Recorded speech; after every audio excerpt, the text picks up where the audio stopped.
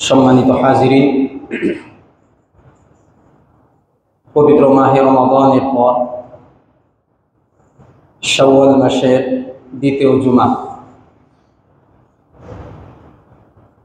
আজকের দিনের শ্রেষ্ঠ ইবাদত সালাতুল জুমা আদায়ের জন্য আগে আগে জামে মসজিদে উপস্থিত হতে পেরেছি।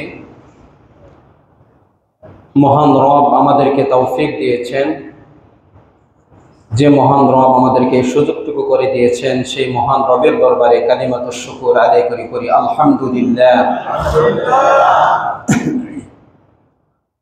সারা বিশ্বের মুসলিমদের অবস্থা আপনাদের সামনে আছে, আপনারা অবগত আছেন। সারা বিশ্বের মুসলিমরা খুব সংকটের মধ্যে কাটাচ্ছে। বিশেষ করে ফিলিস্তিন এবং ভারতের প্রায় 20 কোটি মুসলিম, এছাড়া আরও আছে। উল্লেখযোগ্য বর্তমান সময় ইস্যু এই দুইটি বিষয়। এই সম্পর্কে মোটামুটিভাবে কিছু কথা বলার চেষ্টা করব। আল্লাহ রাব্বুল আলামিন যদি সময়ের মধ্যে বরকত দান করেন, ওমা তাওফীকি ইল্লা বিল্লাহ।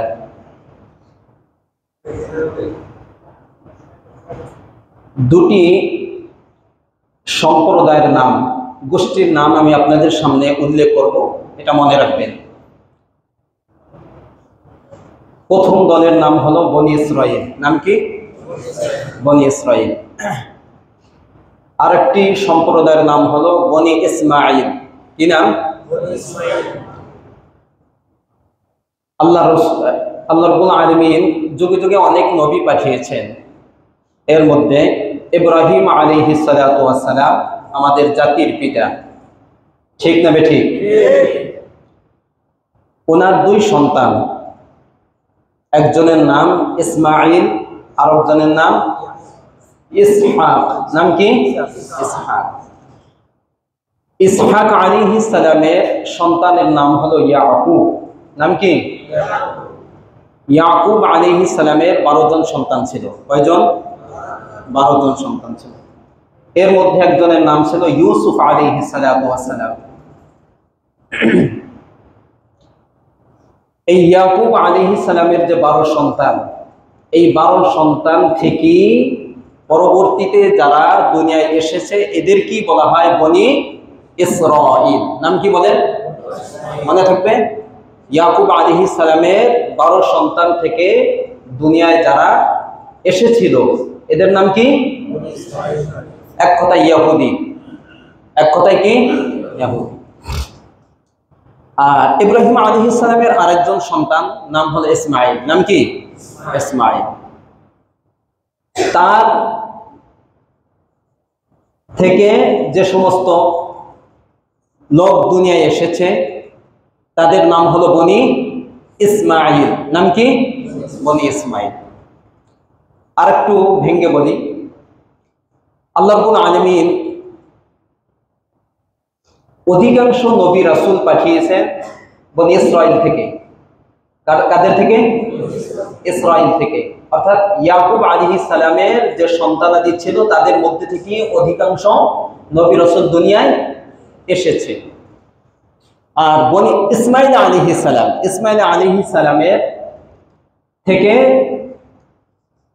উল্লেখযোগ্য বা বেশি পরিমাণ নবী রাসূল দুনিয়ায় আসে নাই। একমাত্র যাকে ধরা হয় তিনি হলো আমাদের নবী মুহাম্মদুর রাসূলুল্লাহ সাল্লাল্লাহু আলাইহি ওয়াসাল্লাম। একাই 100। ঠিক না? ঠিক বলেন? আচ্ছা, তাহলে ইব্রাহিম আলাইহিস সালামের দুই সন্তান ইসহাক আলাইহিস সালাম, ইসহাক আলাইহিস সালাম থেকে অধিকাংশ নবী দুনিয়ায় এসেছে। আর দ্বিতীয় সন্তান ইসমাঈল আলাইহিস সালাম থেকে একজন নবী ধরেন, তার নাম কি? মুহাম্মদুর রাসূলুল্লাহ সাল্লাল্লাহু আলাইহি ওয়াসাল্লাম। তো ইসহাক আলাইহিস সালামের সন্তানের নাম হলো ইয়াকুব। ইয়াকুব আলাইহিস সালামের যে 12 জন সন্তান ছিল এদের কি বলা হয়? বনি ইসরাঈল, অর্থাৎ ইহুদি, তাদের থেকে যারা দুনিয়া এসেছে। আর ইসমাঈল আলাইহিস সালামের একমাত্র সন্তান ধরেন, এমনি তো সন্তান আছে, পরবর্তীতে সর্বশেষ তার বংশ থেকে যে নবী এসেছেন তার নাম কি? মুহাম্মদুর রাসূলুল্লাহ সাল্লাল্লাহু আলাইহি ওয়াসাল্লাম। এদেরকে বলা হয় বনি ইসমাঈল, ইসমাঈল আলাইহিস সালামের বংশধর। এই দুইটা জাতির নাম মনে থাকবে তো?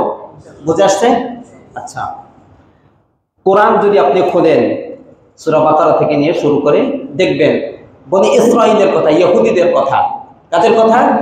ইহুদিদের কথা। পাতায় পাতায় পাতায় পাতায়, পৃষ্ঠায় পৃষ্ঠায় কাদের আলোচনা? কাদের বলেন? বনি ইসরাঈলের আলোচনা, ইহুদিদের আলোচনা।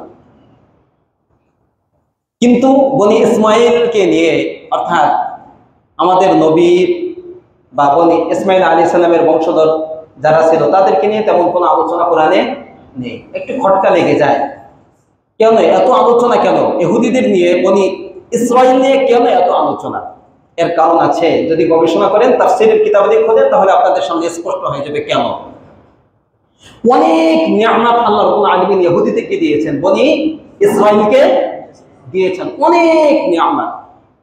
এবং এই নিয়ামত পাওয়ার পরে তারা এই নিয়ামতের কদর করেছে কিনা, শুকরিয়া আদায় করেছে কিনা, নাকি না শুকরিয়া করেছে, এর আলোচনাও বিস্তারিতভাবে আল্লাহ রাব্বুল আলামিন কোরআনে এনেছেন। সূরা বাকারায় ভরপুর, পৃষ্ঠায় পৃষ্ঠায় আলোচনা আছে। কথাটা বুঝছেন? আল্লাহ রাব্বুল আলামিন বিভিন্ন জায়গায় বলেছেন, আমাদেরকে উদ্দেশ্য করে বলেছেন, তাদেরকে তৎকালীন সময় আল্লাহ রাসূলের যুগে যে সমস্ত ইহুদি ছিল, বনি ইসরাঈল ছিল, তাদেরকে বলেছেন, ইয়া বনি ইসরাঈল উযকুরু নি'মাতি আল্লাতী আন'আমতু আলাইকুম। আমি তোমাদেরকে যে নিয়ামত দিয়েছি, হে বনি ইসরাঈল, হে ইহুদিরা, তোমাদেরকে আমি যে নিয়ামত দিয়েছি তা বেশি বেশি তোমরা কি করো? স্মরণ করো। দুই তিন জায়গায় এই কথাটি আল্লাহ রাব্বুল আলামিন বলেছেন। আরেক জায়গায় বলেছেন, ওয়া ফাদ্দালতুকুম আলাল আলামিন, বিশ্ববাসীর উপরে আমি তোমাদেরকে, অর্থাৎ বনি ইসরাঈলকে আমি শ্রেষ্ঠত্ব দান করেছি। অর্থাৎ তৎকালীন সময়ে যারা ছিল এদের মধ্যে সবচেয়ে মর্যাদাবান কারা ছিল?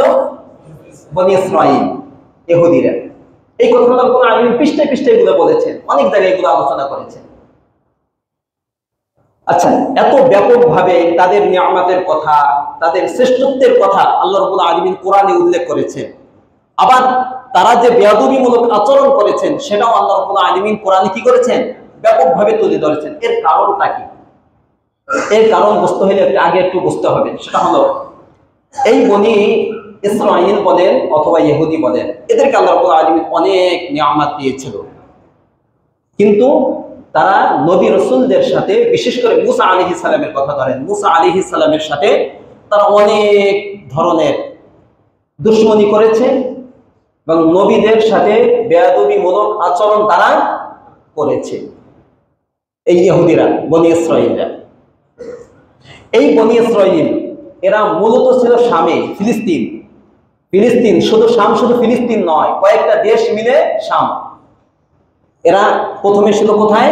শামে ছিল। কেনানের অধিবাসী তারা।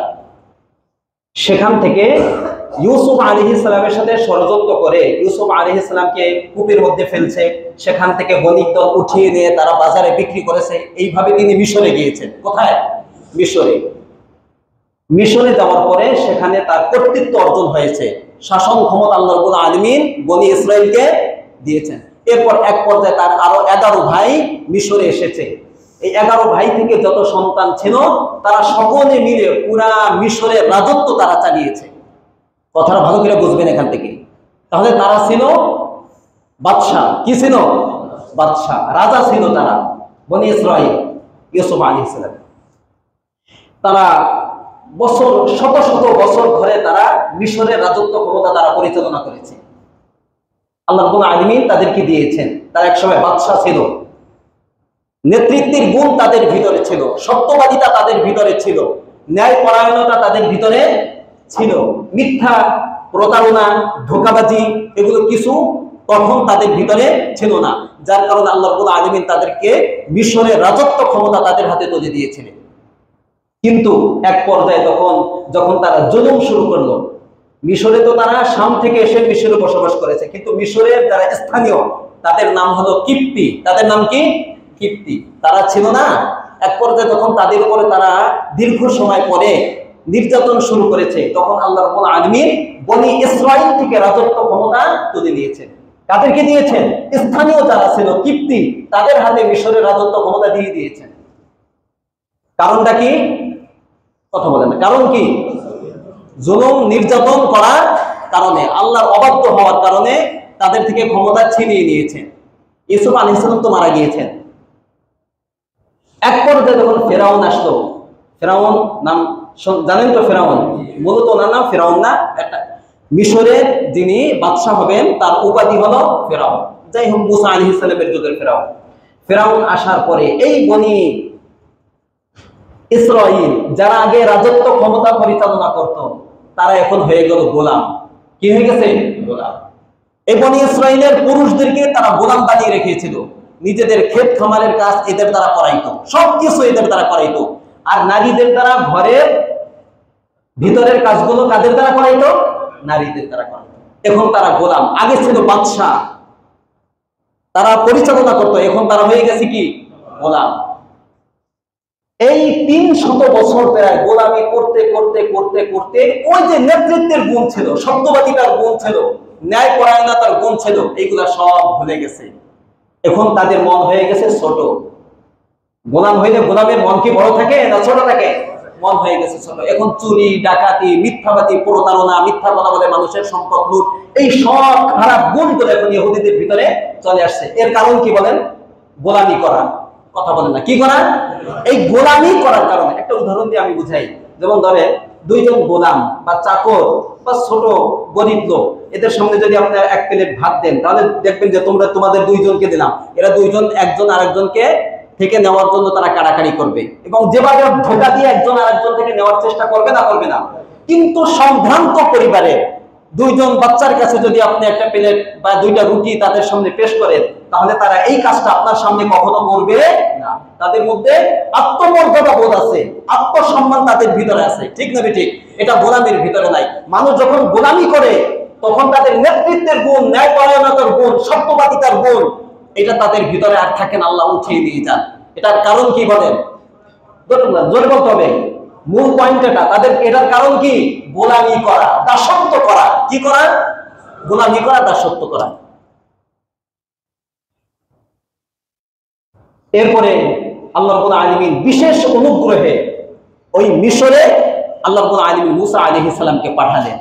কিন্তু ভালো করে মনে রাখবেন, মুসা আলাইহিস সালামকে ঠেকানোর জন্য ফিরআউন যে পদ্ধতি অবলম্বন করেছিল, যে পুরুষ সন্তান যারা জন্মগ্রহণ করবে শিশুদেরকে হত্যা করে ফেলতে হবে, নারীদেরকে রেখে দাও, পারে নাই। পারছে? মুসা আলাইহিস সালামকে আল্লাহ রাব্বুল আলামিন মিশরে পাঠিয়েছেন। কিন্তু মুসা আলাইহিস সালাম ছোট থেকে বড় হয়েছে বনি ইসরাইলের ভিতরে না রাজবংশে। ভালো করে বুঝবেন। আল্লাহ রাব্বুল আলামিন পারতেন, এটা পারতেন না? কথা বলে না।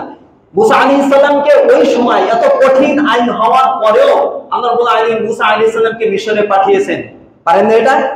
তিনি পারতেন যে তাকে ওই বনি ইসরাইলের মধ্যে দিয়ে তিনি লালন পালন করবেন, কিন্তু করেন নাই। কেন করেন নাই? ওরা গোলাম। ওই গোলামের ভিতরে যদি আমার নবী থাকে, তাহলে তাদের মতো গুণ আমার নবীর ভিতরে চলে আসবে, ঠিক না ঠিক বলে? এই জন্য ওই বনি ইসরাইলের ভিতরে যারা গোলামীর জীবনযাপন করতেছে, তাদের ভিতরে তাকে লালন পালন করেন নাই। তাকে করছেন কোন জায়গায়? রাজপ্রাসাদে, রাজার অধীনে, যাতে করে তার ভিতরে ওই সমস্ত গোলামীর গুণ না আসে, তার ভিতরে নেতৃত্বের গুণ যেন তার ভিতরে আসে, সত্যবাদিতার গুণ যেন তার ভিতরে আসে, ন্যায় পরায়ণতার গুণ যেন তার ভিতরে আসে। এর একটা দৃষ্টান্ত যদি আমি বলি, তাহলে দেখেন একজন গোলাম, একজন ছোট লোক, তাকে যদি আপনি একটা থাপ্পড় দেন, একটা কি দেন? থাপ্পড় দেন, একটা চট দেন, একটা অন্যায় করেন, অতটা কিছু মনে করেন, আমার প্রাপ্য ছিল তাই পাইছি। কথা ভালো করে বুঝেন, এরকম হয় না? হয় না? অতটা কিছু মাইন্ডে নেয় না। কিন্তু একজন সম্ভ্রান্ত পরিবারের একজনকে একটা থাপ্পড় দিয়ে দেখেন, লাগবে না? লাগবে না? ধরে ফেলবে। দেখেন মুসা আলাইহিস সালামকে আল্লাহ রাব্বুল আলামিন রাজ পরিবারের ভিতরে লালিত পালিত করে তার ভিতরে এই সমস্ত নেতৃত্বের গুণ, ন্যায়পরায়ণতার গুণ তার ভিতরে ঢুকিয়ে দিয়েছেন। যার কারণে একদিন মুসা আলাইহিস সালাম যাচ্ছেন, দেখলেন যে কিপ্তি মানে হলো ফিরআউনের অনুসারী যারা, ওই কিপ্তি একজন লোক বনি ইসরাইল মুসা আলাইহিস সালামের অনুসারী যারা, এরকম একজন লোককে একটা থাপ্পড় দিছে। কি দিছে? কে কাকে দিছে? কিপ্তি অর্থাৎ ফিরআউনের বাহিনীর একজন লোক মুসা আলাইহিস সালামের বাহিনীর একজন লোককে কি দিছে? থাপ্পড় দিছে। মুসা আলাইহিস সালামের সামনে পড়ে গেল। এখন ওই বনি ইসরাইলের যে লোকটা যাকে থাপ্পড় দিছে কিছুই বলে না, কারণ এই গোলামীর গুণ তার ভিতরে আছে। গোলামি করতে করতে আমার প্রাপ্য ছিল তাই পাইছি, কিছুই কয় না। কিন্তু মুসা আলাইহিস সালাম এই কথা সহ্য করতে পারেন নাই। জুলুম দেখছেন, এটা সহ্য করতে পারেন নাই। কোরআনে আছে, সূরা কসসের মধ্যে উল্লেখ আছে, মুসা আলাইহিস সালাম সাথে সাথে ওই কিপ্তি লোক যে জুলুম করেছে তাকে একটা থাপ্পড় দিয়েছে, এমন থাপ্পড় দিয়েছে সাথে সাথে জায়গায় মারা গেছে। এখান থেকে বুঝার বিষয় হলো যে থাপ্পড় দিছে কাকে? ওই মুসা আলাইহিস সালামের অনুসারী যারা ফিরআউনের গোলামি করত, কিন্তু গোলামি করার কারণে তাকে যে থাপ্পড় দিয়েছে তার ইগোতে লাগে নাই, তার আত্মমর্যাদা বোধ ফুটে ওঠে নাই, জেগে ওঠে নাই, কিছুই বলে নাই। কেন? গোলামি করতে করতে তার ভিতরে এটা অনুভূতি নাই যে আমরা এক সময় নেতৃত্ব দিতাম বা আমাদের ভিতরে আত্মমর্যাদা বোধ আছে, এটা সে বুঝতে পারে না। এটা আল্লাহ রাব্বুল আলামিন অন্তর থেকে দূর করে দিয়েছেন গোলামি করার কারণে। কিন্তু মুসা আলাইহিস সালাম তো গোলামি করেন নাই, কিন্তু রাজপ্রাসাদে বড় হওয়ার কারণে তার ভিতরে নেতৃত্বের গুণ, ন্যায়পরায়ণতার গুণ, সত্যবাদিতার গুণ ছিল, যার কারণে জুলুম থেকে তিনি সহ্য করতে পারেন নাই। তাহলে বোঝা গেল যে গোলামি করলে কি হয়, বোঝা গেল। এই কারণে দেখেন যখন আল্লাহ রাব্বুল আলামিন মুসা আলাইহিস সালামকে তাদের ভিতরে পাঠাইলেন, ফিরআউনের এই নির্যাতন থেকে আল্লাহ রাব্বুল আলামিন তাদেরকে নিষ্কৃতি দিলেন, লোহিত সাগর পার করে অপর প্রান্তে পৌঁছে দিলেন। আর ফিরআউনের বাহিনীকে আল্লাহ রাব্বুল আলামিন লোহিত সাগরে ডুবিয়ে মারলেন। আর এই ঘটনাটা মুসা আলাইহিস সালামের বাহিনীর ইহুদিরা বনী ইসরাঈলরা স্বচক্ষে দেখেছে। কোরআনে আছে, ওয়া আনতুম তানজুরুন, দেখতেছে যে ওরা ডুবে ডুবে মরতেছে।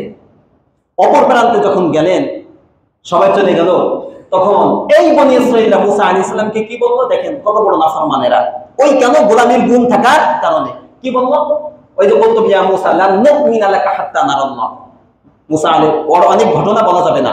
মুসা আলাইহিস সালামকে বললো, তুমি যে তাওরাত নিয়ে আসছো আল্লাহর পক্ষ থেকে, এই তাওরাত এবং তোমাকে আমরা কোনোভাবে বিশ্বাস করতে পারবো না যতক্ষণ পর্যন্ত আমরা না আল্লাহকে দেখব। আল্লাহকে দেখার আগ পর্যন্ত আমরা এই তাওরাতকে বিশ্বাস করতে এবং তোমার উপর আমরা ঈমান আনতে পারি।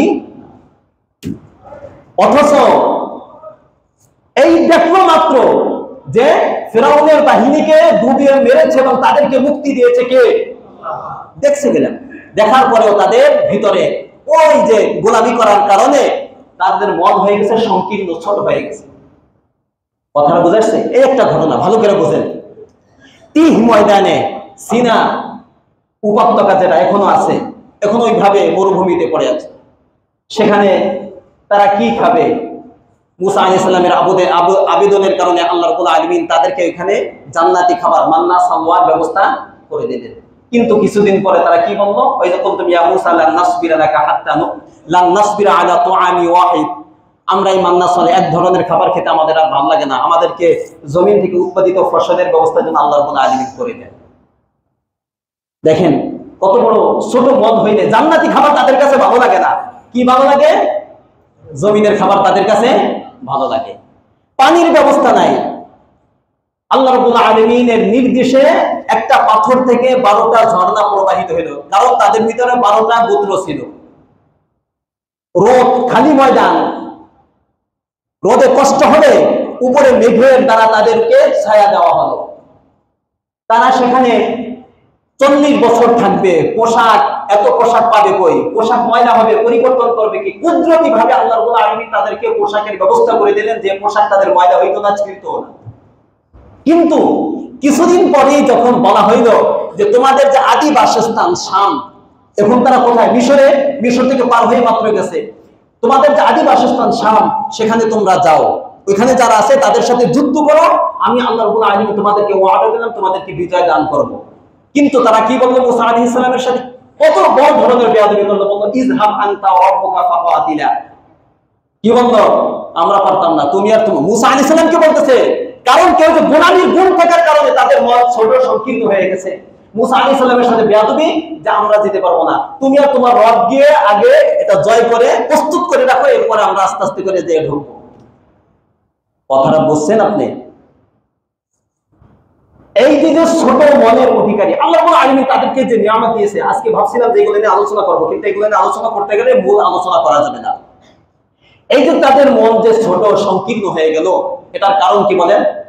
জোরে বলেন, কারণ কি? যার কারণে কোরআনে আল্লাহ রাব্বুল আলামিন কোন জাতির এমন খারাপ গুণের কথা বেশি উল্লেখ করে নেই যতটা খারাপ গুণের কথা ইহুদিদের, বনী ইসরাঈলদের খারাপ গুণের কথা কোরআনে পৃষ্ঠায় পৃষ্ঠায় আল্লাহ রাব্বুল আলামিন তাদের খারাপ গুণের কথা উল্লেখ করেছেন। এর মধ্যে একটা গুণ দেখেন, কয়েকটা গুণ আমি আপনাদেরকে শুনাই, ওরা কত বড় খারাপ গুণের অধিকারী ছিল। এর মধ্যে একটা গুণ ছিল তাদের আল্লাহর সাথে বেয়াদবি করা। নাউজুবিল্লাহ বলেন। কি বলতো? আল্লাহ সম্পর্কে তারা বলতো ইন্নাল্লাহা ফাকির ওয়া নাহনু আগুনিয়া, আল্লাহ গরীব আমরা ধনী। নাউজুবিল্লাহ বলেন। ইয়াদুল্লাহি মাগলুলা, আল্লাহর হাত বাঁধা, মানে যখন তাদের আর্থিকভাবে কোনো সংকট হইত তখন তারা বলতো যে আল্লাহ দেয় না, কারণ আল্লাহর কাছে নাই। এটা কার সাথে বেয়াদবি? এরকম অনেক ঘটনার কথা আছে। এক নম্বর আল্লাহর সাথে বেয়াদবি। দুই নম্বর নবীদের সাথে বেয়াদবি। কার সাথে? মুসা আলাইহিস সালামের সাথে বেয়াদবি, সুলাইমান আলাইহিস সালামের সাথে বেয়াদবি, ঈসা আলাইহিস সালামের সাথে বেয়াদবি, অনেক নবীর সাথে বেয়াদবি এবং নবীদেরকে অপবাদ দেওয়া।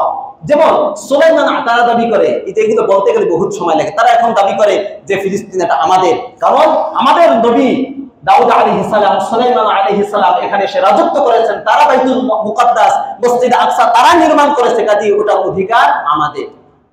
বাইতুল মাকদিস বা মসজিদে আকসা কি দাউদ আলাইহিস সালামের যুগ থেকে শুরু হয়েছে না এর আরো 1000 বছর আগে?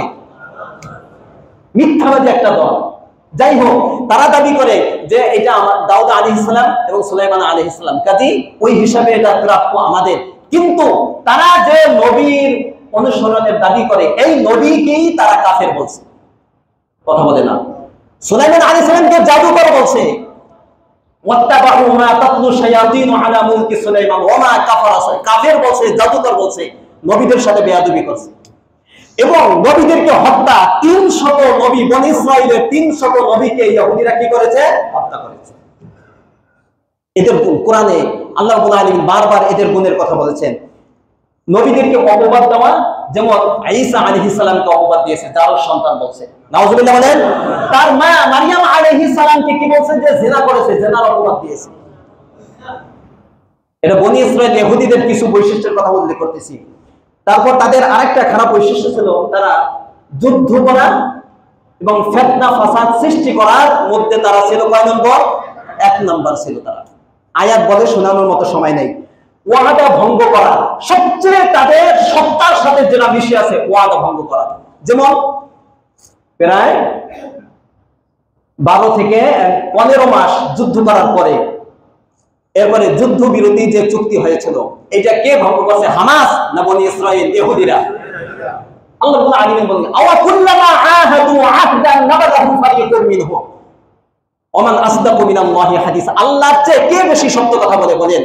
আল্লাহ রাব্বুল আলামিন বলে দিয়েছেন যে এই বনী ইসরাইল ইহুদিরা যখনই কোনো চুক্তি করেছে তখন এর কিছুদিন পরেই তারা এই চুক্তি ভঙ্গ করেছে। আওয়া কুল্লামা, কুল্লামার কথা বলছে, যখনই করেছে তখনই ভঙ্গ করেছে। এর দৃষ্টান্ত আপনাদের সামনে, আল্লাহ রাসূলের যুগের দৃষ্টান্ত দেখাইলে তো আপনাদের মাথা খারাপ হয়ে যাবে। আল্লাহ রাসূল মদিনায় যাওয়ার পরে মদিনায় যে সমস্ত 3টা গোত্র ছিল ইহুদিদের, তাদের সাথে যে চুক্তিগুলো হয়েছিল, একটা বনী কাইনুকা, বনু নজির, বনী কুরাইজা, 3টা গোত্র আল্লাহ রাসূলের সাথে বিশ্বাসঘাতকতা করেছে, চুক্তি ভঙ্গ করেছে, সত্তার সাথে মিশে আছে তাদের। একটা তাদের খারাপ গুণ। তাদের আরেকটা খারাপ গুণ হলো যে এদের মধ্যে এদের অন্তর আল্লাহ রাব্বুল আলামিন তাদের আচরণের কারণে তাদের অন্তরকে কঠিন করে দিয়েছে। সুম্মা কাসাত কুলুবুহুম মিন বাদি যালিকা ফাহিয়া কাল হিজারা আও আশাদ্দু কাসা, পাথরের চেয়েও শক্ত তাদের অন্তর। তাদের আরেকটা খারাপ গুণ হলো মুসলিমদের প্রতি বিদ্বেষ, হিংসা, শত্রুতা। আছে না নাই? কোরআনের প্রত্যেকটা আয়াত এখানে রেফারেন্স দেওয়া আছে, বলার সময় নেই। তাদের আরেকটা খারাপ গুণ হলো কাপুরুষতা, মৃত্যুর ভয়। কিসের ভয়? মৃত্যুর ভয়। কোরআনে স্পষ্ট ভাবে উল্লেখ আছে। আল্লাহ রাব্বুল আলামিন চ্যালেঞ্জ করছে, তোমরা, ওরা বলতো যে আমরা আল্লাহর সন্তান, আল্লাহ আমাদেরকে সবচেয়ে বেশি পছন্দ করে। কারা বলতো? ইহুদিরা। আল্লাহ রাব্বুল আলামিন বলছেন যে যদি তোরা দাবি করো যে আল্লাহর সবচেয়ে প্রিয় বান্দা তোরা, তাহলে মৃত্যু কামনা কর, কারণ মৃত্যুর পরে কিন্তু তোর শান্তি শুরু হয়ে যাবে, মৃত্যু কামনা কর। কিন্তু আল্লাহ রাব্বুল আলামিন বলেন ওয়ালা ইয়াতামান্নাহু আবাদান বিমা কাদ্দামাত আইদিহিম, তারা যে খারাপ কাজ করেছে এইটার কারণে কশিন কালেও তারা মৃত্যু কামনা করবে। লাআনতুম আশাদ্দু রাহমাতান ফি সুদুরিহিম মিনাল্লাহ, আল্লাহ রাব্বুল আলামিন বলে দিয়েছেন, আমাদেরকে উদ্দেশ্য করে বলছেন যে হে মুসলিম, তোমাদের ভয় ওই ইহুদিদের অন্তরে সবচেয়ে বেশি। কাপুরুষ জাতি, আমানতের খেয়ানতকারী কারা? ইহুদিরা। ঘোর সাম্প্রদায়িক একটা জাতি হলো ইহুদিরা। এদের মনে হিংসা বিদ্বেষ ভরা, এরা চিরলাঞ্ছিত। এরা কি? চিরলাঞ্ছিত। যে আয়াতটা আমি খুতবার শুরুতে বলছি, দুরিবাত আলাইহিমুজ যিল্লাহ ওয়াল মাসকানা ওয়া বাউ বিগদাবিন মিনাল্লাহ। তিনটা খারাপ গুণের কথা তাদের এখানে আল্লাহ রাব্বুল আলামিন বলছেন। যে ইহুদিদের সিল চেনেন, সিল মোহর, আগের যুগে এরকম ছিল, চিঠি লেখার পরে এখানে একটা সিল মারা হইতো, এমন একটা সিল, বর্তমান যুগে যে কালির সিল এটা না, এমন একটা সিল মারা হইতো যে চিঠি যে কেউ খুলতে পারতো না। এটা সহজে যায় না। ধরেন পাথর খোদাই করা যেটা করা হয়, এটা সহজে যায় না। আল্লাহ রাব্বুল আলামিন বলেন দুরিবাত আলাইহিমুজ যিল্লাহ, তাদের উপরে তিনটা জিনিসকে ওই সিল মোহর মারার মতো করে দেওয়া হয়েছে। এক নম্বর হলো যিল্লাহ, লাঞ্ছনা। লাঞ্ছনা তাদের যে লেগেছে, এই লাঞ্ছনা থেকে মুক্তির কোনো পথ আল্লাহ রাব্বুল আলামিন রাখেন নাই। দুই নম্বর মাসকানা, দারিদ্রতা, অসহায়। এটা প্রত্যেকটা ব্যাখ্যা আছে। আপনি বলবেন তাদের দারিদ্রতা কই? তারা তো সারা বিশ্ব পরিচালনা করতেছে। শোনেন, ইহুদিদের অনেক সম্পদ আছে কিছু লোকের, কিন্তু ইহুদিদের মন আল্লাহ রাব্বুল আলামিন এত ছোট করে দিয়েছেন, ওই জায়গা না গেলে আপনি বুঝবেন না। একটা টাকা তারা দান করে না। তাদের কাছে বিলিয়ন বিলিয়ন টাকা থাকার পরেও তারা মনে করে যে আমার কাছে কিছুই নেই। কথা বলেন না? তাদের আমার কাছে কিছুই নেই, এবং এই টাকা মানুষের কাছে প্রকাশ করে না। হাদিসের মধ্যে আসছে, লাইসাল গিনা আন কাসরাতিল আরাস ওয়ালাকিনাল গিনা গিনান নাফস। অনেক সম্পদ থাকা এটার নাম ধনী নয়, অন্তরে ধনী হলো সবচেয়ে বড় ধনী। ঠিক না? ঠিক বলেন? এটা বুঝবেন, এটা ওদের সাথে মিশলে আপনি বুঝবেন। এটা তাদের ভিতরে আল্লাহ রাব্বুল আলামিন সিল মেরে দিয়েছেন এটা। এই দুই। আর তিন নম্বর হলো ওয়াদাউ বিগদাবিন মিনাল্লাহ, তাদের সাথে আল্লাহর ক্রোধ, আল্লাহর গজব সব সময় লেগে আছে। কাদের সাথে? ইহুদিদের সাথে। যার কারণে আল্লাহ রাব্বুল আলামিন এমন একটা পদ্ধতি আমাদেরকে দিয়েছেন, প্রত্যেক নামাজে আমরা যে সূরা ফাতিহা পড়ি, ফাতিহার মধ্যে তাদের ক্ষেত্রে বদদোয়া করা হয়, গায়রিল মাগদুবি আলাইহিম। এই মাগদুব আলাইহিম বনি ইসরাঈল ইহুদিরা, সব সময় তাদের উপর কি আল্লাহ রাব্বুল আলামিনের পক্ষ থেকে গজব অবতীর্ণ হতে থাকে। এইগুলো হলো তাদের খারাপ গুণ। আর নারীদের, নবীদের ভাষায় তাদেরকে অভিশপ্ত করা হয়েছে। প্রত্যেক নবী, অনেক নবী, দাউদ আলাইহিস সালাম, ঈসা আলাইহিস সালামের ভাষায় তাদেরকে অভিশপ্ত করা হয়েছে। এই বনি ইসরাঈলের আরেকটা খারাপ গুণ হলো তারা হলো বানরের জাতি। কিসের জাতি? বানরের। ওদেরকে আল্লাহ রাব্বুল আলামিন তাদের নাফরমানি করার কারণে বানর বানিয়ে দেওয়া হয়েছিল তাদেরকে। ষড়যন্ত্রকারী, ইসলামের বিরুদ্ধে সবচেয়ে যারা বেশি ষড়যন্ত্র করে, এটা দুইটা জাতি। কয়টা বলেন? এক নম্বর ইহুদি, দুই নম্বর মুশরিক, অর্থাৎ এই ভারত সহ হিন্দুত্ব যারা আছে, হিন্দু যারা আছে, হিন্দুত্ববাদ, এই দুইটা জাতি। এক নম্বর মুশরিক, দুই নম্বর কি? ইহুদি। আরো কিছু খারাপ কাজ আছে, যেমন আল্লাহর বাণীকে বিকৃত করে। তাওরাতের মধ্যে যে সমস্ত আল্লাহ রাব্বুল আলামিনের বাণী আছে, এইগুলা তারা সরিয়ে সরিয়ে নিজেদের মন গড়া অনেক কিছু তাওরাতের মধ্যে ঢুকিয়ে দিয়েছিল। কারা করেছে এটা? ইহুদিরা। আর সুদ, হারাম খাওয়া সবচেয়ে বড় খারাপ যে দুইটা গুণ, এই দুইটা গুণ সবচেয়ে শুরু হয়েছে বনি ইসরাঈল থেকে, ইহুদিদের থেকে। আকালুনা লিস-সুহতি সামাউনা লিল-কাযিব আকালুনা লিস-সুহত, মানে সুদ, হারাম খাবার। এটা কারা চালু করেছে? ইহুদিরা। এটা তাদের সবচেয়ে বড় ধরনের খারাপ গুণ। আর আল্লাহ রাব্বুল আলামিনের আদেশ নিষেধ নিয়ে তারা উপহাস করত। কারা? সামি'না ওয়া আসাইনা, আমরা শুনলাম তবে মানলাম না। এটা কারা বলতো? আল্লাহ রাব্বুল আলামিনের বাণী আমরা শুনলাম, কিন্তু আমরা কি করব না? মানব না। আর মিথ্যা বলা এবং শোনা, এই 19 থেকে 20টা খারাপ গুণ কোরআনে, আরো অনেক গুণ আছে আপনাদের সামনে তুলে ধরলাম। এই খারাপ গুণের কারণে, এই খারাপ গুণগুলো তাদের মধ্যে কেন এসেছে? ওই যে বলেছিলাম 300 বছর ফেরাউনের বাহিনীর গোলামি করার কারণে তাদের মধ্যে এই খারাপি গুণগুলো চলে এসেছে। তারা চিরলাঞ্ছিত। এখন বোঝার বিষয় হলো যে আল্লাহ রাব্বুল আলামিন এই বনি ইসরাঈলের এই সমস্ত খারাপ গুণ এবং এই দীর্ঘ আলোচনা আল্লাহ রাব্বুল আলামিন কেন করলেন, আমাদেরকে কেন কোরআনে কেন উল্লেখ করলেন, কেন শোনাইলেন? এর কারণ হলো আল্লাহ রাব্বুল আলামিন জানেন সবকিছু। তিনি জানেন না বলেন?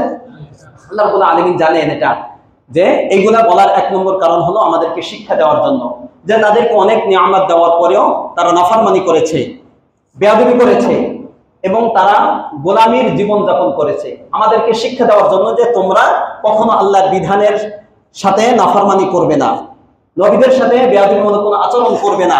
যদি করো তাহলে তাদের মতো তোমাদেরকে করে দেওয়া হবে। এবং তারা যেরকম গোলামি করেছে তোমরাও গোলামি করবে না, তাহলে তোমাদের তাদের মতো তোমাদের এই অভ্যাস আমি অটোমেটিক তোমাদের ভিতরে করে দেব। 1 নম্বর শিক্ষা। কথাটা বুঝাচ্ছে এবং বাস্তবতা এটাই, বাস্তবতা। এবং আল্লাহ রাব্বুল আলামিন জানেন যে এক সময় এই বনি ইসমাঈল, আল্লাহ রাসূলের বংশধর, আল্লাহ রাসূলের উম্মত যারা আমরা বনি ইসমাঈল, এই বনি ইসমাঈল যদি আমার এই আদেশ না মানে তাহলে তাদের অভ্যাসও কাদের মতো হয়ে যাবে? বনি ইসরাইলের মতো হয়ে যাবে। বাস্তব। এখন সারা বিশ্বের মুসলিমদের দিকে তাকিয়ে দেখে, সারা বিশ্বের মুসলিমদের অবস্থার দিকে তাকিয়ে দেখে, আসল মুসলমানিত্ব, মুসলমান বলতে মুসলমানের যে গুণ, ইসলামের যে গুণ, এটা মুসলিমদের ভিতরে নাই, বরং ওই বনি ইসরাইলের যে গুণ, ওই গুণ এখন বনি ইসরাইলের ভিতরে চলে আসছে। ঠিক না ঠিক বলে? বাস্তবতা এটা মানতে হবে। এটার কারণ কি? এটার কারণ হলো ওইটা, তারা গোলামি করার কারণে তাদের মন কেমন সংকীর্ণ হয়ে গিয়েছিল, তাদের ভিতরে ন্যায় পরায়ণতা ছিল না, সত্যবাদিতা ছিল না। আজকে আমরা এই পাশ্চাত্যের গোলামি করার কারণে, আমেরিকার গোলামি করার কারণে, ব্রিটেনের গোলামি করার কারণে, এই ইসরায়েলের ইহুদিদের গোলামি করার কারণে আমাদের ভিতরে নেতৃত্বের গুণ, ন্যায় পরায়ণতার গুণ, সত্যবাদিতার গুণ দূর হয়ে গেছে। আমাদের ভিতর তাদের মতো খারাপ গুণ, মানুষকে ধোঁকা দেওয়া, অন্যায়ভাবে মানুষের সম্পদ আত্মসাৎ করা, মিথ্যা কথা বলা, প্রতারণা করা, এগুলো আমাদের ভিতর আল্লাহ রাব্বুল আলামিন ঢুকিয়ে দিয়েছে। বাস্তব না বাস্তব? এটা মানতে হবে। আচ্ছা, আমরা কই গোলাম? 200 বছর আমরা কাদের গোলাম ছিলাম? কথা বলে না, কাদের গোলাম ছিলাম? সারা বিশ্বের সমস্ত মুসলিমরা কোনো না কোনো ভাবে এই সমস্ত পশ্চিমাদের, খ্রিস্টান এবং ইহুদিদের গোলাম আমরা ছিলাম। আমরা ভারতবর্ষের লোকরা প্রায় 200 বছর, 189 বছর। আর আফ্রিকার মুসলিমরা কখনো ফ্রান্সের, আবার কখনো ইটালি, কখনো স্পেনের গোলামের অধীনে তারা জীবন যাপন করেছে। এখন আমরা করতেছি। এই গোলামির, এই দাসত্বের জীবন থেকে যদি আমরা বের হতে না পারি, তাহলে এই লাঞ্ছনা বঞ্চনা কখনো আমাদের থেকে ফিরবে, আমাদের সাথে লেগে থাকবে, যেমনি ভাবে বনি ইসরাইলের সাথে লেগে আছে। কথা ভালো করে বুঝাচ্ছে? এটা স্পষ্ট ভাই, এটা আপনি অস্বীকার করতে কখনো পারবেন না। আমি আপনাদেরকে বলি, শোনেন, ইবনে খালদুন রাহিমাহুল্লাহ তিনি একটা কথা বলে গেছেন যে পরাজিত জাতি সব সময় বিজয়ী জাতির অনুসরণ করে। আজ সারা বিশ্বের মুসলিমরা পরাজিত না বিজয়ী? আরে কথা বলেন না কেন? সারা বিশ্বের মুসলিমরা পরাজিত না বিজয়ী? পরাজিত। উনি বলে গেছেন ইবনে খালদুন যে পরাজিত জাতি সবসময় বিজয় জাতির অনুসরণ করে।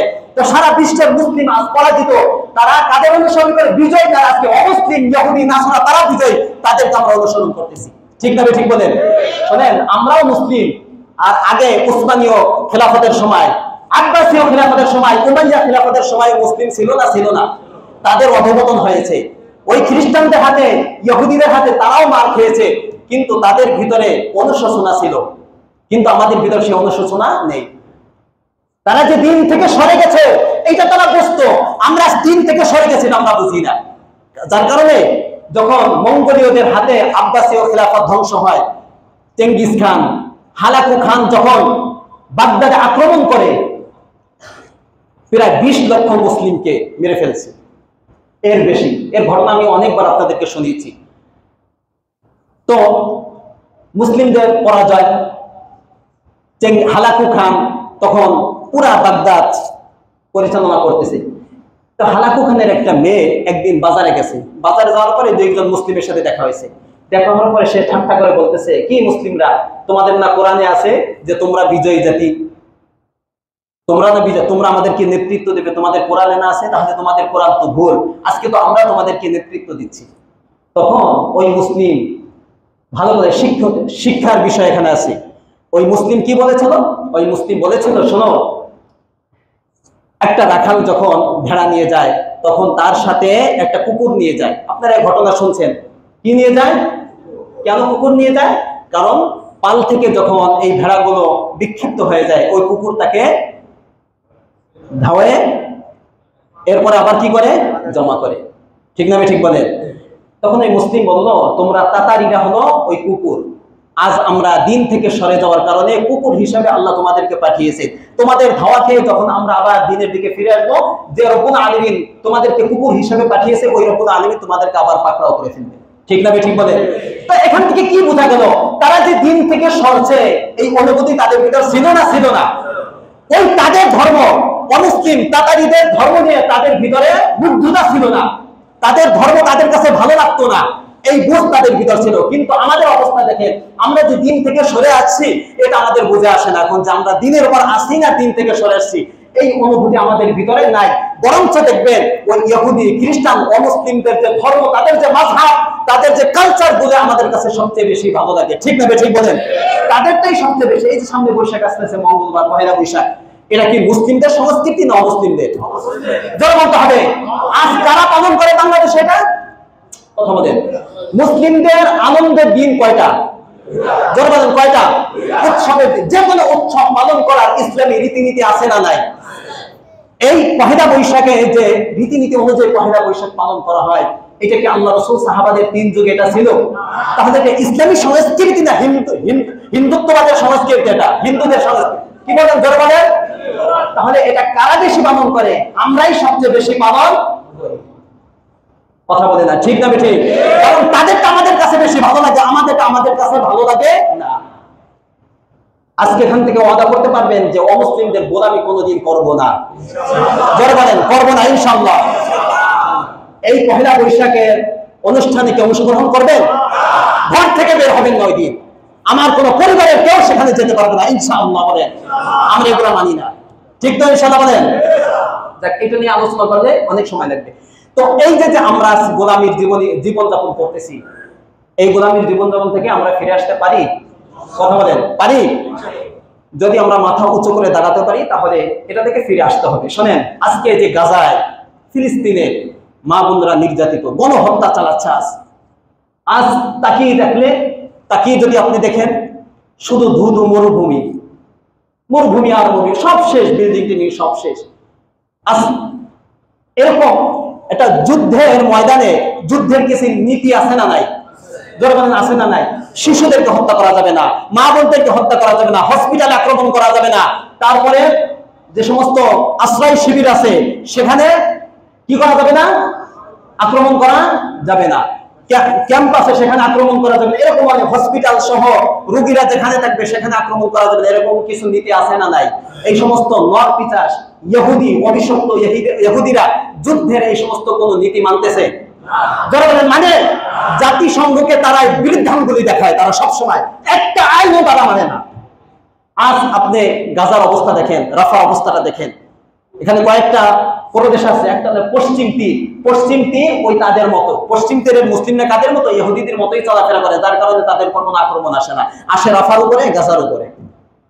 কথাটা বুঝাচ্ছেন? আজকে এই অবস্থা কেন?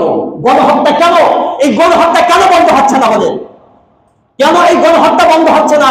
এর পিছনে 3টা কারণ আছে। কয়টা কারণ? 3টা। 1 নম্বর হলো, এই ইসরায়েলকে সবচেয়ে বেশি সমর্থন করে কে? আমেরিকা। কে বলেন? তাদের সেন্টার পেয়ে তারা বেশি এখানে আক্রমণ করতেছে। তাদের সমর্থন, সবচেয়ে রাজনৈতিক সমর্থন, অর্থনৈতিক সমর্থন, সামরিক সমর্থন সবচেয়ে বেশি করে কে? আমেরিকা। এটা যতদিন পর্যন্ত বন্ধ না হবে ততদিন পর্যন্ত গাজার গণহত্যা বন্ধ হবে। 2 নম্বর কারণ, সংক্ষেপে বলতেছি, আমার হাতে সময় নেই। 2 নম্বর কারণ হলো, এই মধ্য প্রাচ্যে যে সমস্ত মুসলিম শাসকরা আছে এরা কোনো মুসলিম না, মুনাফিক শাসক। ঠিক না ঠিক বলে?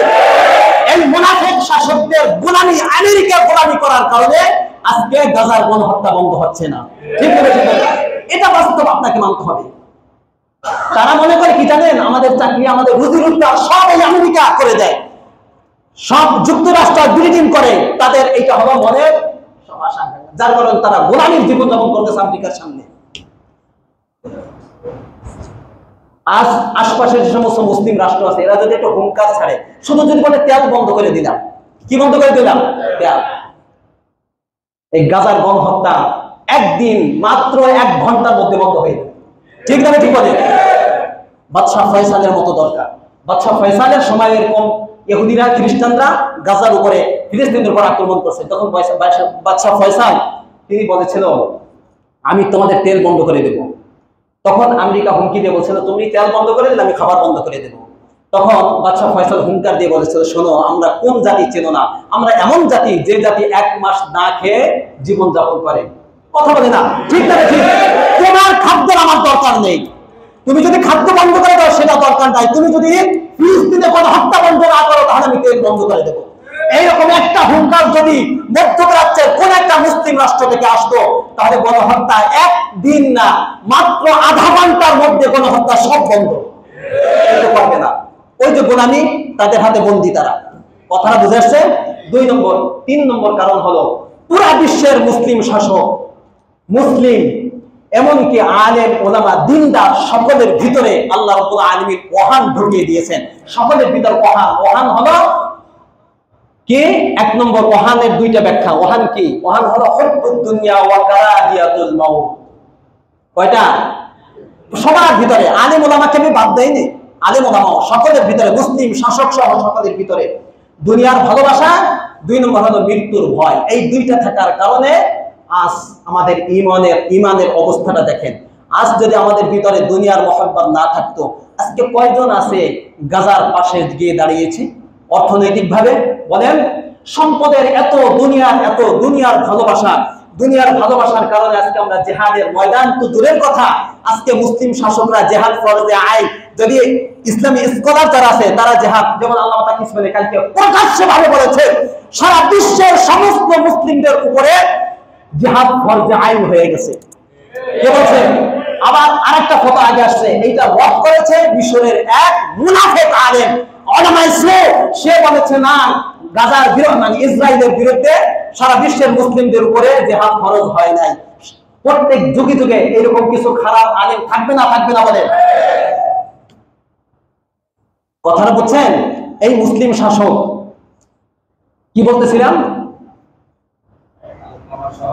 হ্যাঁ, আলেম ওলামা এদের ভিতরে এই হুব্বুদ দুনিয়া, দুনিয়ার ভালোবাসার কারণে আজকে আমরা জিহাদ তো করিই না, জিহাদের অনুভূতিই নাই। জিহাদ যদি ফরজ হওয়ার কোন উলামায়ে কেরাম যদি ফতোয়া দিয়ে থাকে, সেটাকে রদ করার, সেটাকে প্রত্যাখ্যান করার চেষ্টা আমরা করে থাকি, ঠিক না বেঠিক? ওয়াকারাহিয়াতুল মউত, মৃত্যুর ভয়। কিসের ভয়? মৃত্যুর ভয়। দেখেন, এই যে এই সময় আমাদের সুন্নি কয়েকজন ভাই, সুন্নি নামে কলঙ্ক, এরা কোথায় করতে গেছে দেখেন নাই? কথা বলে না, কোন জায়গার ভিসা লাগিয়ে গিয়েছে? ইসরায়েলের ভিসা লাগিয়ে গেছে না?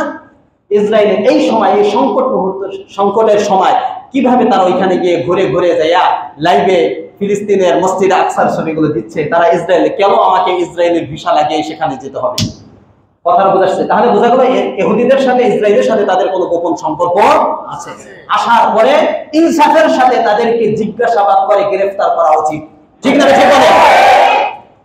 এই যে এই অবস্থাটা, কাজী এই 3টা জিনিস থেকে যদি মুক্ত না হইতে পারি, 1 নম্বর আমেরিকার সমর্থন যদি বন্ধ না হয়, পুরা বিশ্বের মুসলিম শাসকরা যদি তাদের গোলামি না ছাড়ে, আমাদের অন্তর থেকে যদি ওহান দূর করতে না পারি, গাজার গণহত্যা বন্ধ হবে না, ঠিক না? ঠিক বলেন? এটা বাস্তব, এটা মানতে হবে আপনাদেরকে।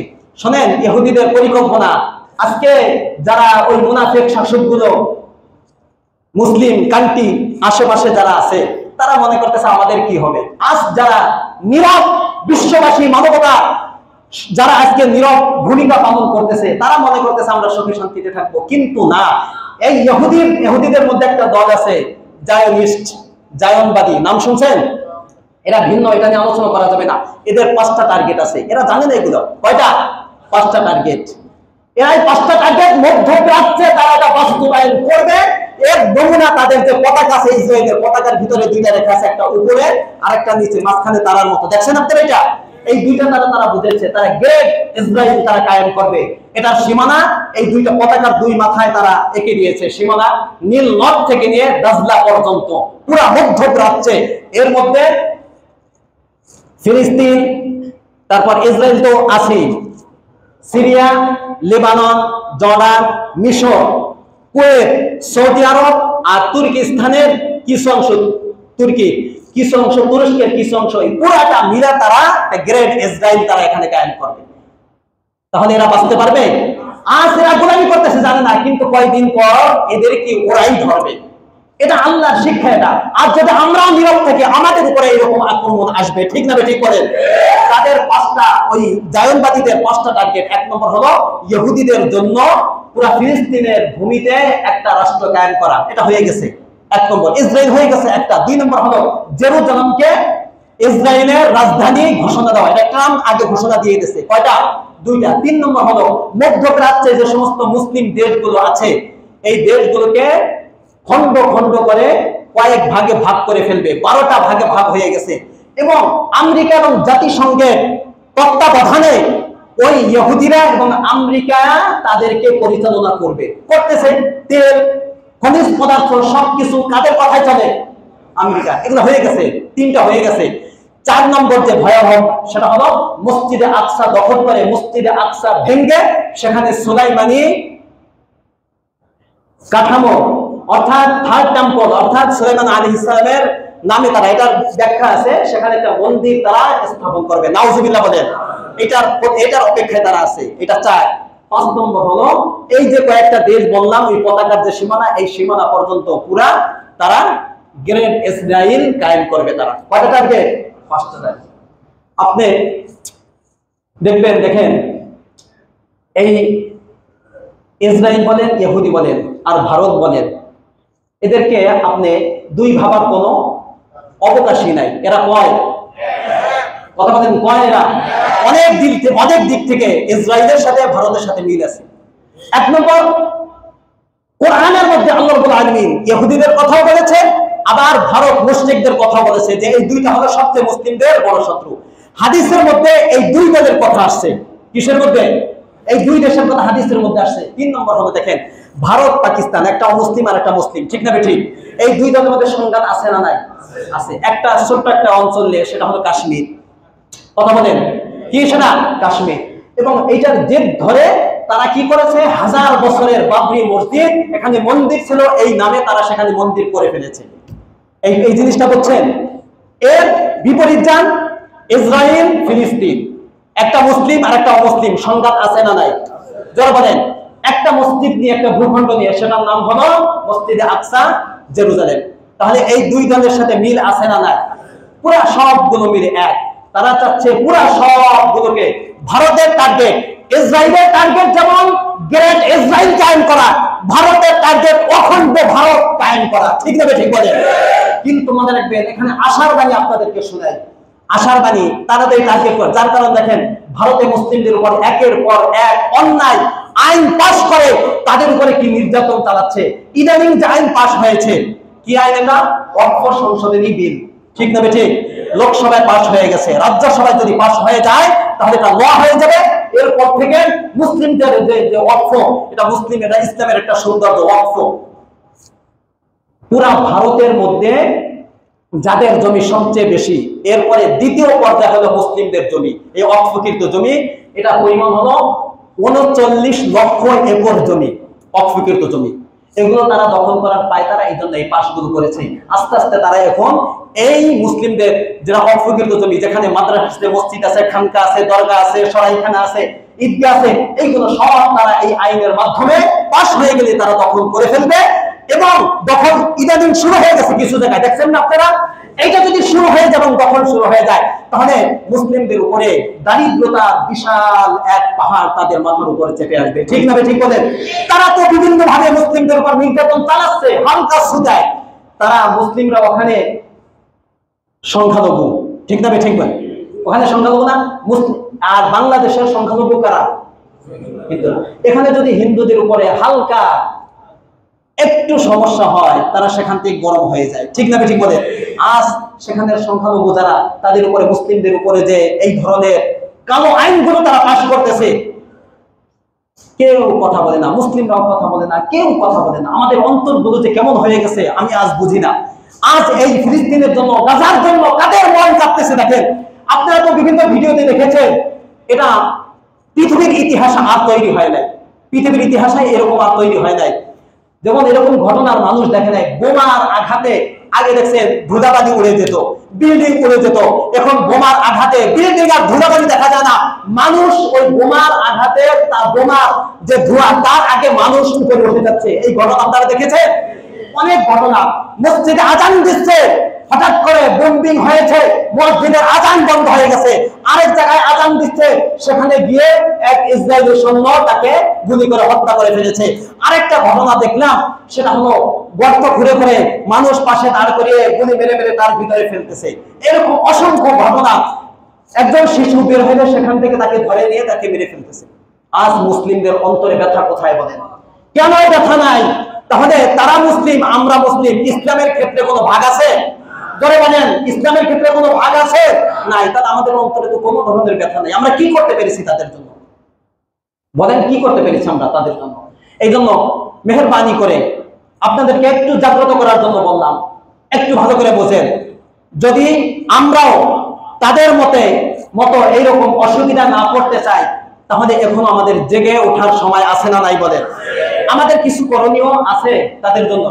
এক নম্বর করণীয় হলো, এটা থেকে উদ্ধারের জন্য সর্বপ্রথম যেটা বলবো, অনেক আলোচনা ছিল, সেটা হলো সংক্ষেপে বলতেছি, আল্লাহ রাসূলের সুন্নতকে আঁকড়ে ধরতে হবে।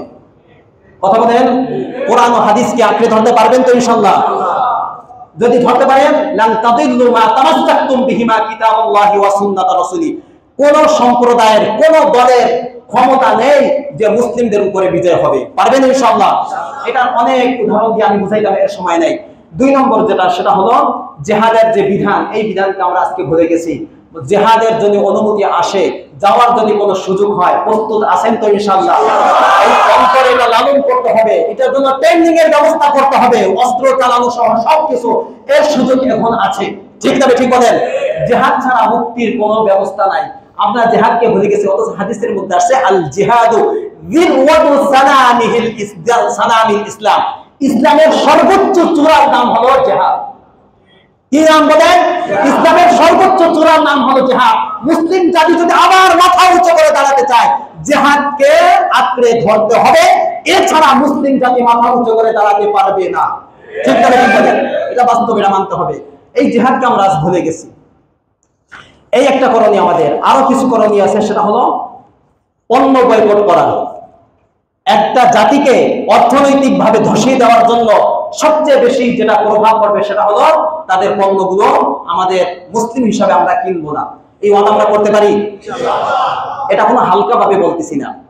আজ থেকে আমরা এখান থেকে প্রতিজ্ঞা করব, আমি আমার ঘরের কোনো আসবাবপত্র, কোনো কিছু না, যেগুলো আমরা কিনে থাকি, ইসরায়েলের কোনো পণ্য, আমেরিকার কোনো পণ্য, হিন্দুদের কোনো পণ্য, যেগুলা থেকে বাঁচা সম্ভব, বিকল্প আছে, এগুলা থেকে আমরা বিরত থাকবো আজকে থেকে। বলেন, শোনেন, আপনি মনে করেন আমি একটা সোনো কিনলাম, একটা ইউনিলিভারের, এতে কি হবে, আমি একাই না কিনলাম, এরকম যদি সবাই মনে করেন, তাহলে আপনার এই টাকার একটা লাভ তারা পায় না? পায় না? এই টাকাটা বোমা হয়ে, বারুদ হয়ে ফিলিস্তিনি মা বোনদের উপরে দেয়া আক্রমণ করতেছে। আমরা যে পেপসি খাচ্ছি, আমরা মনে করতেছি আমাদের গলাগুলো আমরা ভিজাচ্ছি, মনে করতে কত সুস্বাদু খাবার খাচ্ছি, কিন্তু বাস্তব না, এটা হলো ফিলিস্তিনের মা বোনদের রক্ত। ঠিক না? ঠিক বলেন। আমরা মুসলিম হিসেবে আজকে থেকে প্রতিজ্ঞা করব, এদের কোন পণ্য যদি বাঁচার সম্ভব হয়, আমরা একটা পণ্য আজকে থেকে কিনবো না ইনশাআল্লাহ। প্রথম আমাদের পদক্ষেপ। এর দলিল আছে, দলিল প্রত্যেক সময় দলিল দেওয়ার চেষ্টা করি, কিন্তু সময় হয় না, সময় শেষ হয়ে যায়। এই ক্ষেত্রে পণ্য বয়কটের ক্ষেত্রে আমরা তাদের পণ্য যেখানে আছে সেখানে আমরা আক্রমণ করব না, তাদের পণ্য আমরা নষ্ট করব না, তাদের পণ্য আমরা কিনবো না। ঠিক আছে ইনশাআল্লাহ? আমরা তাদের পণ্য ব্যবহার করব না। যদি অন্য পণ্য, মুসলিম রাষ্ট্রের পণ্য দাম বেশি হয়, মান খারাপ হয়, সেটাই আমরা কিনবো ইনশাআল্লাহ। জোরে বলেন ইনশাআল্লাহ। ঘরের মা বোনদেরকে সবাইকে বুঝাবেন, এর জন্য রাষ্ট্রীয়ভাবে সরকারের কাছে আবেদন করা, এই তিন দেশের পণ্যকে বাংলাদেশে আমদানি করা বন্ধ করতে হবে। এবং যারা ব্যবসায়ী আছেন এখানে, আপনারা যারা দোকানদার, যেখানে এদের পণ্য আনতে হয়, আজকে থেকে প্রতিজ্ঞা করেন, ঈমানের দায়িত্ব থেকে তাদের পণ্য আমি আমার দোকানে উঠাবো না ইনশাআল্লাহ। যারা ডিলার আছেন তাদেরকে বুঝিয়ে, তাদেরও দায়িত্ব যে তাদের কোনো পণ্য আমরা ডিলারশিপ নিব না ইনশাআল্লাহ। এবং এই ক্ষেত্রে আমরা আমাদের মসজিদ থেকে যারা যুবক আছে, যারা নেতৃস্থানীয়, তাদেরকে নিয়ে ইনশাআল্লাহ কালকে থেকে আমরা দোকানে দোকানে গিয়ে গিয়ে তাদের বুঝিয়ে ইসরায়েলি পণ্য কিভাবে বন্ধ করা যায় সেই পদক্ষেপ নিতে পারবেন তো ইনশাআল্লাহ? এই ক্ষেত্রে যদি লিফলেট বিতরণ করা হয়, সেটাও আমরা করবো। ঠিক আছে ইনশাআল্লাহ? ইসরায়েলের ফিলিস্তিনের মা বোনদের জন্য বেশি বেশি দোয়া করবেন। পারবেন তো ইনশাআল্লাহ? এক নম্বর এই পণ্য বয়কট করা, দুই নম্বর দোয়া করা, বেশি বেশি দোয়া করবেন। কুনুতে নাজিলা মসজিদে চালু করা। ঠিক আছে? কুনুতে নাজিলা ইনশাআল্লাহ আমরা শুরু করব। কুনুতে নাজিলা, তাহাজ্জুদের সময় দোয়া, বিশেষ সময়গুলোতে তাদের জন্য কি করবেন? দোয়া করবেন। সবচেয়ে বড় হলো আর্থিক সহায়তা হিসাবে তাদের পাশে এগিয়ে আসতে হবে। পারবেন ইনশাআল্লাহ? অনেক বিশ্বস্ত সোর্স আছে যেখানে যাদের মাধ্যমে সেখানে এই টাকা পয়সা, তাদের খাবারের অভাব আছে, তাদের বাসস্থানের অভাব আছে, তাদের পোশাকের অভাব আছে, আমরা একটু দাঁড়াইতে পারি না বলেন? যারা বলেন না কেন, পারি না? ইনশাআল্লাহ আমরা পারি। এবং যখনই আলেমদের থেকে ডাক আসবে যে ইসরায়েল এর বিরুদ্ধে ফিলিস্তিনের সমর্থনে আমরা বিশ্ববাসীকে দেখাতে চাই যে আমরা ফিলিস্তিনের পাশে আছি, গাজার পাশে আছি, মসজিদে আকসার পাশে আছি, যখন ডাক আসবে দল মত নির্বিশেষে ওই ডাকে সাড়া দেওয়ার মতো মন মানসিকতা আছে তো? হাতগুলো দেখতে চাই ইনশাআল্লাহ। যে আল্লাহ দেখছে এই হাতগুলো, পারবেন ইনশাআল্লাহ। আমরা এটা দেখাই, আমরা এখান থেকে কি করতে পারবো? কারণ যাওয়ার মতো সেখানে সামর্থ্য আমাদের নাই। আমরা এখান থেকে যেগুলো বলছে এগুলো পালন করবো, সাথে সাথে আমরা সমর্থন দেখাবো জায়নবাদীদের বিরুদ্ধে, ঠিক আছে ইনশাআল্লাহ। আর ফিলিস্তিনের মা বোন শিশুদের পক্ষে আমরা একটা সমর্থন দেখাতে পারি ইনশাআল্লাহ। এটা নেটের মাধ্যমে আপনারা জেনেছেন। আগামীকাল সরহদ্দি উদ্যানে বিশাল সমাবেশ। এটা শুধু আলেমরা ডাকে নাই, সবাই রাজনৈতিক অরাজনৈতিক সবাই ঐক্যবদ্ধ হয়ে সেখানে একত্রিত হবে। সারা বিশ্ববাসীকে এই জমায়েত সর্বকালের সেরা একটা জমায়েত হবে ইনশাআল্লাহ, ঠিক না? কি বলেন? এই জন্য এটা কোনো দল নাই, সব দল, বিএনপি, জামাত, হেফাজত সহ যত রাজনৈতিক অরাজনৈতিক দল আসে সকলে, সুন্নি নাই, তারপরে ওয়াহাবি নাই, সকলে সেখানে একত্রিত হবে। আপনারা জানেন, দেখছেন আপনারা। এই জন্য কালকে 3টা থেকে শুরু হবে, আমরা এখান থেকে 11টায় আমরা বের হব। যাবেন তো ইনশাআল্লাহ? আওয়াজ আসতে কেন? সকলে যাবেন তো ইনশাআল্লাহ? তাদের এই ফিলিস্তিনি মা-বোনদের পাশে দাঁড়ানোর জন্য যদি আমার একদিন ব্যবসা বন্ধ থাকে, আমি একদিন চাকরিতে না যাই, ছুটি নেই, কিচ্ছু হবে না ইনশাআল্লাহ। কথা বলেন না কেন? আমার সকল ব্যস্ততা ফেলে তাদের পাশে দাঁড়াবো তো ইনশাআল্লাহ। বলেন যাবেন? এই সমর্থনে যাওয়া একেবারে জরুরি। বাইতুল মুকাররমের যে খতিব আব্দুল মালিক হাফিজাহুল্লাহ তাআলা, তিনি সভাপতিত্ব করবেন। এরকম বাংলাদেশের সব, বিদেশ থেকে আপনারা জানেন ওই আমাদের মিজানুর রহমান আজহারি সহ সবাই চলে আসতেছে, সবাই। এই জন্য এখানে কোনো ব্যক্তিগত কেউ ডাক দেয় নাই, সবাই বাংলাদেশের যত দল আছে সবাই ঐক্যবদ্ধ হয়ে ডাকতেছে। আমরা আমাদের মসজিদ থেকে আজকে যারা আমার বয়ান শুনতেছেন, আমরা সকলে 11টায় শহীদ মডেল এখান থেকে বা মসজিদের এখান থেকে একত্রিত হয়ে আমরা যাব ইনশাআল্লাহ। বলেন কারা কারা যাবেন? হাত ওঠে না কেন? কারা কারা যাবেন? সবাই হাত ওঠানো জরুরি, উপর থেকে হাত নামান। আমরা যাব, যাওয়ার জন্য পদ্ধতি কি? আমরা এটা যাওয়ার জন্য কিছু খরচ আছে না নাই? এই খরচটা আমরা পরে আমরা এটা জানিয়ে দেব, যে খরচটা আমরা শুধু আমরা গাড়িতে একত্রিত হয়ে যাব। আসার সময় তো গাড়ি যার আসতে হবে, যাওয়ার সময় আমরা গাড়িতে যাব, কিন্তু আসার সময় অনেক লোক গাড়িতে কোন জায়গায় গাড়ি রাখবে এটা হবে না। আসার সময় আমরা মানে বিক্ষিপ্ত হয়ে যার মতো আসবো, কিন্তু যাওয়ার সময় আমরা ঐক্যবদ্ধ হয়ে যাব, ঠিক আছে? এখান থেকে আমরা গাড়িতে, তা গাড়ি ভাড়া লাগবে। এবং যদি কোনো ব্যক্তি থাকেন যে হ্যাঁ হুজুর দরকার নেই টাকা উঠানোর, কেউ দেওয়ার দরকার নাই, আমি যে কটা গাড়ি লাগবে গাড়ির ব্যবস্থা করে দেবো, এরকম যদি লোক থাকে তারা আলহামদুলিল্লাহ, এর মতো সৌভাগ্যবান আর কে আছে? আমি একটা গাড়ি, আমি আরেকটা গাড়ি, আমি আরেকটা গাড়ি, এরকম দাঁড়াইতে পারেন যে হুজুর যে কয় টাকা ভাড়া লাগে। এছাড়া উদ্যান গুলিস্তানের এই সেই আরে বিশ্ববিদ্যালয়ের ওখানে কয় টাকা লাগবে, যদি এরকম কেউ আছেন যে হুজুর আমি 2টা গাড়ির একটা গাড়ির ব্যবস্থা করে দেবো, দাঁড়াইতে পারেন, তাহলে আর আপনাদের টাকা দেওয়ার প্রয়োজন হবে না, আমরা সকলে সুন্দরভাবে যেতে পারবো। এরকম কেউ আছেন যে আমি একটা গাড়ির ব্যবস্থা করে দেবো? দ্রুত বলতে হবে, তাড়াতাড়ি, কথা আছে। আছেন কেউ? কেউ নাই। আল্লাহর বান্দাদের মধ্যে দেখছেন, তাহলে বয়ান দিয়ে কি লাভ হয়? কালেকশন করা যাবে না। পারবেন? কেউ আছেন এরকম? সাহস করে যে একজন বলেন আমি একটা গাড়ির ব্যবস্থা করে দেবো, আমি একটা গাড়ির ব্যবস্থা করে দেবো, একটু তাড়াতাড়ি বলেন। উপরে থাকলে বলেন, 3 তলায় থাকলে বলেন, তাড়াতাড়ি, সময় বেশি হয়ে গেছে। আছেন? নাই? আল্লাহ, ঠিক আছে। তাহলে আমরা যারা হাত উঠিয়েছি তারা আমরা যাব। যাওয়ার যে খরচ সেটা আমরা 100 টাকা করে ধার্য করা হয়েছে। 100 টাকা। যদি টাকা কিছু সাধু ভাই কেমন জানেন যে 4-5, আলহামদুলিল্লাহ। কয়টা? আলহামদুলিল্লাহ। আল্লাহ ভাইকে কবুল করুন, আমিন বলেন। আল্লাহ যেন এটা সাক্ষী হয়ে থাকবে যে তাদের সমর্থন করার জন্য যাওয়ার ব্যবস্থা আমাদের ভাইয়ের নাম তো মনে আসতেছে না, আমাদের হিসানের আব্বু আর কি, ওনার ছেলে হাফেজ, তিনি করে দিয়েছেন। এটা আল্লাহর খাতায়, ফেরেশতাদের খাতায় লিখে আসছে। আল্লাহ তার জানে মানে বরকত দান করুন, আমিন বলেন। আর যদি থাকে 2 গুণ করে ফেলেন তাড়াতাড়ি, আমি একটা গাড়ি ব্যবস্থা করে দেবো, এরকম হইলে আর আমাদের টাকার প্রয়োজন হবে না। 3-4টা গাড়ি লাগবে হয়তো। আছেন? দ্রুত বলেন। আলহামদুলিল্লাহ, আলহামদুলিল্লাহ। আল্লাহ ভাইকে সুস্থতার নিয়ামত নসিব করুন, আমিন বলেন। এই তো আর 2-3টা গাড়ি হয়ে গেল, তা আমরা সবাই যেতে পারবো। তাড়াতাড়ি, একটু তাড়াতাড়ি, সাহস করেন না ভাই। অনেকের টাকা আছে, এই টাকা তো কিছু না ভাই। ফিলিস্তিনের পাশে দাঁড়ানোর জন্য এই টাকা কিছুই না। তাড়াতাড়ি একটু বলেন। আচ্ছা, দুইটা তো হইলো। আর যদি কেউ থাকে আমাকে জানাবেন এসে, অথবা বলতে পারেন আমি 2000 টাকা আমি দুইজন মিলে দেবো, এটাও পারেন, কোনো সমস্যা নাই। হ্যাঁ, ঠিক আছে। এইভাবে পরবর্তীতে আমার সাথে যোগাযোগ করবেন। তাহলে সকলে কালকে কয়টায়? 11টা ইনশাআল্লাহ। কি খালি যাওয়ার পরে দেখবো যে লোক নাই, এই অবস্থা হবে?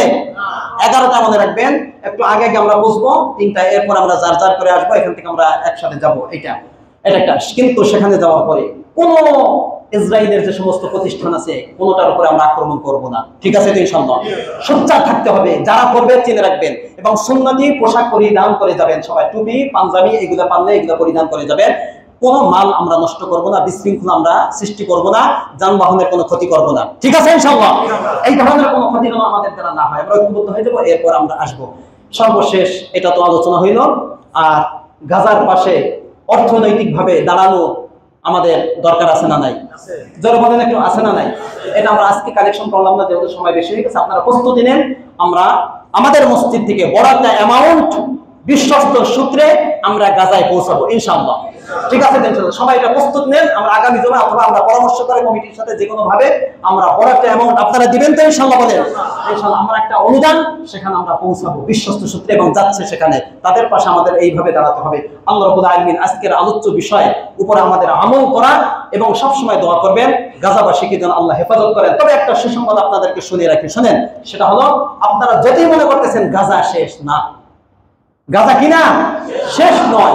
আপনারা বিভিন্ন সোর্সে পাচ্ছেন যে মসজিদ আকসার উপর আক্রমণ হয়েছে, মিথ্যা কথা। এটা কি কথা? না, ইনশাআল্লাহ আল্লাহ রাসূল এর যত কথা আছে এটা বাস্তবায়িত হয়েছে না হয় নাই? যেগুলো এখনো হয় নাই কিয়ামতের আগে হবে। আল্লাহ রাসূলের ওয়াদা হলো, ইসলামের শেষ যুগে সারা বিশ্বে যারা রাজত্ব করবে তাদের নাম কি? যারা নাম কি? মুসলিম জাতি। তাদের নাম কি? মুসলিম। এবং সারা বিশ্বের সেন্টার পয়েন্ট হবে ফিলিস্তিন। কোনটা হবে? ফিলিস্তিন। সেখান থেকে রাজত্ব করা হবে। ওই ইহুদি বলেন আর দাজ্জাল বলেন, সবার কবর রচিত হবে বাবে লুদে, ঠিক না? ঠিক বলেন। এর অপেক্ষায় মুসলিম জাতি আছে, এবং বিভিন্ন আলামতের মাধ্যমে বোঝা যাচ্ছে যে এটা সময় খুব কাছে, নিকটে, সন্নিকটে। আর ভারত যতই দালালি করো, তোমাদের পায়ে শিকল লাগিয়ে টানতে টানতে সামনে নিয়ে ঈসা আলাইহিস সালামের সামনে ফেলানো হবে। আল্লাহর রাসূলের ওয়াদা গাজওয়াতুল হিন্দ ধেয়ে আসতেছে ইনশাআল্লাহ। বাবরি মসজিদ উদ্ধার হবে, ফিলিস্তিন উদ্ধার হবে, ঠিক না? ঠিক বলে সারা বিশ্বে ইসলামী রাজত্ব কায়েম হবে ইনশাআল্লাহ।